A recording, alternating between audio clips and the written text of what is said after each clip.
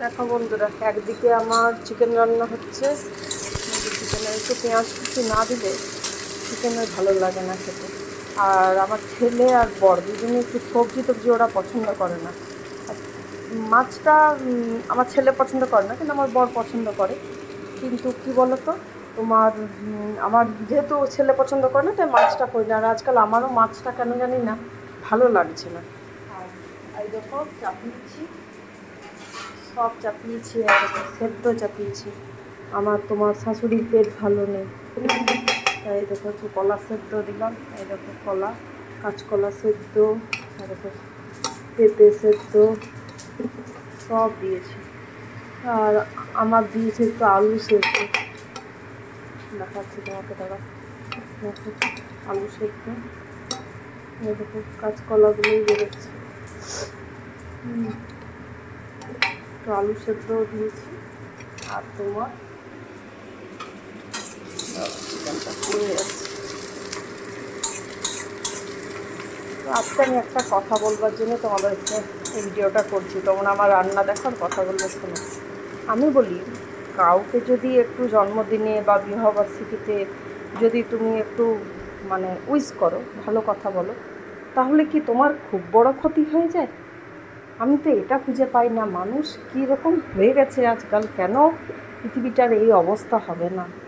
হ্যাঁ, তুমি চিন্তা করো।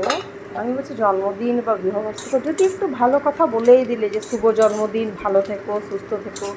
একটু বিবাহবার্ষিকীতে বলে দিলে যে শুভ বিবাহবার্ষিকী, হ্যাঁ, তা ভালো থেকো তোমরা সবাই, দুজনে বেশ ভালো করে থাকো, সুস্থভাবে থাকো। কিন্তু না, সেটা বললে মানে যে বলবে তার যেন যত সুখ তার চলে যাবে, হয় কখনো? আরে যার কপালে যেটা লেখা আছে সেটাই হবে, কেউ আটকাতে পারে না। তোমার কপালে সুখ লেখা থাকলে সুখ আসবে, দুঃখ থাকলে দুঃখ আসবে। তবে সুখ দুঃখ সবার জীবনেই থাকে, কেউ বলবে না যে হ্যাঁ আমার জীবনে শুধু সুখ আছে, দুঃখ নেই। হ্যাঁ, কারু হয়তো বেশি, কারু হয়তো কম, এটা তো ভাগ্যের লিখন না। আর কর্ম, তুমি আগের জানি না আগের জন্মে, আমার এটা বিশ্বাস তুমি আগের জন্মে কী কর্ম করেছো, সেই জন্য এই জন্মে হয়তো কষ্ট পাচ্ছ। কেন তাছাড়া তুমি চিন্তা করবে না। আমরা ব্যাঙ্গালোর গেছিলাম একটা ট্রিটমেন্টের জন্য, সে বহুত বছর আগে, অনেক ছোটো ছোটো দেবী শেট্টির হসপিটাল গেছিলাম।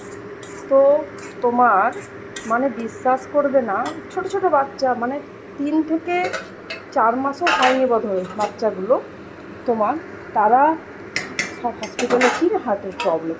আমি বলি ওই 3 থেকে 4 মাসের মধ্যে বাচ্চাটা কী এমন পাপ করে নিল যে আর ওর শরীর খারাপ হয়ে গেল?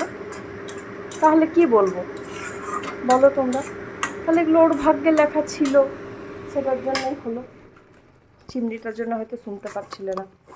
তো আমি সেটাই চিন্তা করি, জানো তো, মানুষ যদি একটু ভালো কথা বলে তাতেও কষ্ট, এত কষ্ট আমি তো খুঁজে পাই না। আমার তো জন্মদিন কারোরই যদি দেখি, আমার মনে হয় জন্মদিনটা একটু উইশ করে দিই যখনই দেখি।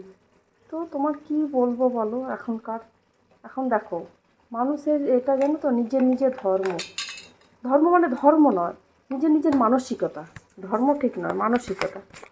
কাউকে ভালো কথা বলতে গেলে আমার ভালোটা খারাপ হয়ে যাবে, কোনো মানে হয়?